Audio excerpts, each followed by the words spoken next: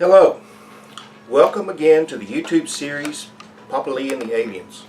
I am your host and narrator, Henry Lee Chenault, aka Mystery Answer Man, aka Papa Lee. Today's episode is titled The Red-Haired Giants. Let us get started. I want to do a little quick review first. Last time we talked about the evolution of man. We talked about how Australopithecus, or Lucy, was created about 6 million years ago. Was created by the sons of God, by direction from God and the Holy Spirit. They combined 2 chromosomes of the ancient chimpanzee and formed it into one long one so that they would have 23 chromosomes in their makeup.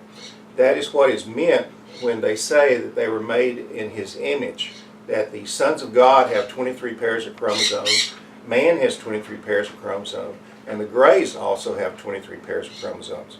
That way they can genetically engineer man to form anything that they want him to be. Australopithecus evolved into Homo habilis on the west coast of Africa and into Homo erectus up through the Nile River.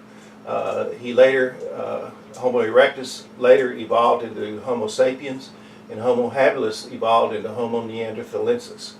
I said that there were 2 species there. There was another species that entered into the picture, and that was Cro-Magnon. He entered in about 50,000 years ago.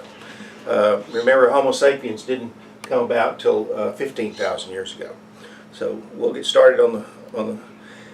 Here's an interesting question. Who is Cro-Magnon? Cro-Magnon appeared in the Middle East and Europe briefly and then disappeared. Cro-Magnon was the result of the Greys' manipulation of Homo erectus. The Greys were becoming anxious about the spread of Homo erectus and Homo habilis.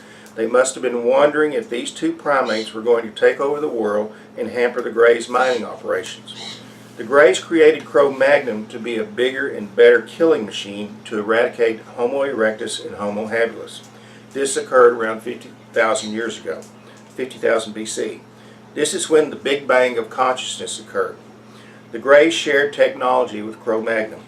Anthropologists have no explanations to why suddenly specialization of tools, use of jewelry, images in the form of cave drawings, organization of living space, rituals like burials with grave gifts, specialization of hunting techniques, exploration of less hospitable places, and barter networks became commonplace.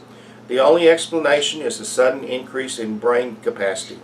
Cro-Magnon's brain was 200 cubic centimeters larger than the average modern man. Cro-Magnon made woven clothing and used manganese and iron oxide to paint pictures. He created the first calendar around 15,000 years ago.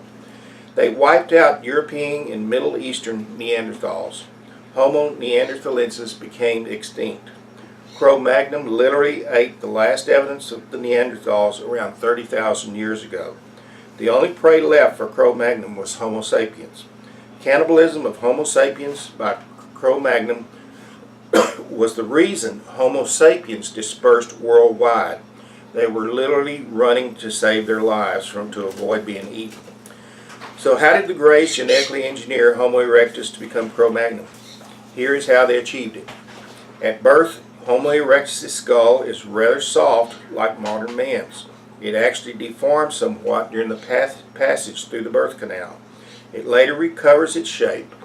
This allows the skull to expand to make room for the brain.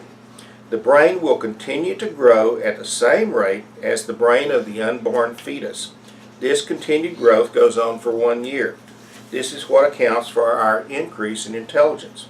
If the brain was fully developed at birth, delivery of the head through the mother's pelvic inlet would be impossible. The Greys were capable of delaying the maturation of brain growth to allow it to grow for 2 years after birth rather than 1 year. Growth inhibitors are present within our body. Delaying the onset of the growth inhibitors will allow the brain to continue to grow. The continued brain growth would increase intelligence and also increase growth hormones to produce giantism. As a kid, you probably pulled off a lizard's tail. The lizard, who happens to be a reptile, can reverse the growth inhibitors and a new tail is grown. This is exactly what the Greys accomplished with Cro-Magnon to increase skull size and growth. So you should be asking yourself, should not Cro-Magnon pose a threat to the Greys' mining operations? How were the Greys going to get rid of this killing machine once the Cro-Magnon had eliminated Homo neanderthalensis and Homo sapiens? The answer is simple.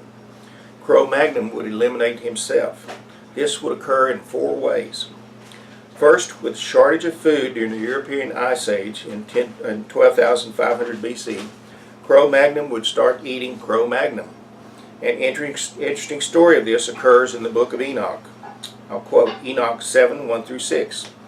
And all the other together with them took unto themselves wives, and each chose himself one. And they began to go in unto them and to defile themselves with them. They taught them charms and enchantments, and the cutting of roots, and made them acquainted with plants. And they became pregnant, and they bore great giants, whose height was 300 ells, who consumed all the acquisitions of man. And when men could no longer sustain them, the giants turned against them and devoured mankind. And they began to sin against birds and beasts and reptiles and fish, and to devour one another's flesh, and to drink the blood. Then the earth laid accusations against the lawless ones. Secondly, Cro-Magnon would contact diseases from eating infected Homo neanderthalensis and Homo sapiens. A good example of this would be tuberculosis. A sick prey cannot run as fast as a healthy one. Third, the downfall of all cannibalistic societies is spongy encephalitis. Yes, this is the same mad cow disease you hear about in the news affecting our beef industry. Cro-Magnon would find that eating the brain of his prey would prove to be a deadly delicacy. And fourth, and most important of all, the emergence of man, not Homo sapiens, but the man created in the Garden of Eden with a living spirit. The new man would prove to be the final nail in Cro-Magnon's coffin. Remember the story of David and Goliath. Goliath was one of the last of the Cro-Magnons. The Paiutes, a Native American Indian tribe indigenous to parts of Nevada, Utah, and Arizona, told early white settlers about their ancestors' battles with a ferocious race of white red-haired giants. The red-haired giants stood as tall as 12 feet and were a vicious, unapproachable people that killed and ate captured Paiutes as food. According to the Paiutes, the giants were already living in the area before they got there. These were the same Cro-Magnon that wiped out the Anasazi civilization around 1500 BC. The Hopi legends, remember, were derived from the Anasazi. In 1911, a company mining guano in Nevada discovered over 10,000 artifacts, including the mummified remains of 2 red-haired giants.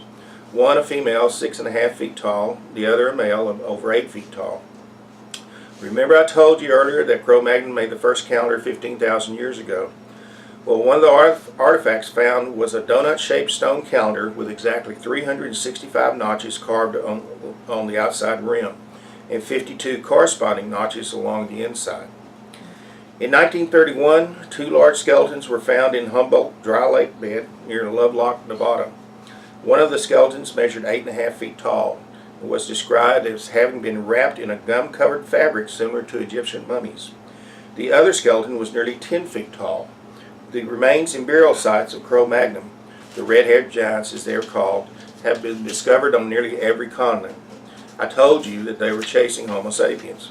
In the United States, they have been unearthed in Virginia, New York State, Michigan, Illinois, Tennessee, Arizona, and Nevada. And lastly, remember they were talked about in Genesis in the Bible. Genesis 6:4, and I quote, "There were giants in the earth in those days, and also after that." So now you know all about Cro-Magnon. He was a pretty interesting part of our history. He was not here for very long. He had a definite impact on Neanderthals. And this episode here will end volume 1 of the book. This is my last episode of Papa Lee and the Aliens. We're going to start on volume 2, where we're going to talk about the Garden of Eden. We're going to talk about Atlantis. We're going to talk about Methuselah, how he lived so long. We're going to talk about the Tower of Babel, and of course Noah's flood. So it's going to be a pretty interesting series. So I hope you learned something about this series here. A couple things that I want to leave you with. Number 1, God is real. He's the summation of pure thought. He can be visible in the form of antimatter atomic mass 1.618. He chose the sons of God on a planet in Sirius C solar system to be his watchers or to be his guardians of the universe or this particular galaxy. The sons of God, through his direction, created man on the sixth day of creation. He also created the Greys, which were used to be working the mines there. The Greys revolted and now have become an integral part of Earth's civilization. The Greys, remember, have their home in Antarctica, in an extinct volcano there. The sons of God have their home on the far side of the moon, in Aitken Basin. The Greys' primary goal is to claim Africa, South America, Australia, and Antarctica. By doing so, they also strive to gain the knowledge of dark energy or antimatter hydrogen. The Greys cannot travel interstellarly. They have to remain here on Earth. They can't go through the Van Allen asteroid belt. They need antimatter hydrogen technology in order to travel to other star systems, and that is what they're trying to do. That's why they're doing so much genetic manipulation with man. They're trying to develop their own Sylvian fissure so that they can actually contain the Holy Spirit, which controls the cosmic web and the dark energy. So that is the main thing there that you need to remember, that there's a conflict going on between the Greys and the sons of God and man. There's a definite connection between aliens, God, and man. And you just need to understand that this conflict is part of what's going on in modern day America. This is where some of our problems arise from. The one thing that I wish you would think about is that Cro-Magnon was used to eradicate Homo neanderthalensis and also Homo sapiens. Today, the Greys are utilizing another segment of our population, the Islamic terrorists. The Islamic terrorists are being manipulated by the Greys. The Greys are providing financial support. And if you look and read the news, you'll find out that Africa is the main country that the Islamic terrorists are focusing on. They want to conquer that country. They tried to do it through the Ebola virus, but now the Islamic terrorists is the tool that the Greys are using. So look at what's going on in the world today and see if you can find any comparisons with what the Greys' purpose is. So I'm going to leave you with that. Like I say, we're going to have an interesting volume 2. I'm writing right now. Don't forget, if you want to buy the study guide is you can buy it on lulu.com. It may be in Barnes & Noble right now, but it's a study guide that will help you understand all of these words that I can't pronounce anyway. So anyway, consider that. I'm going to say hope to see you in volume 2. I'm going to say good night. Papa Lee signing off. And I want you to know the Lord truly is my shepherd. Bye.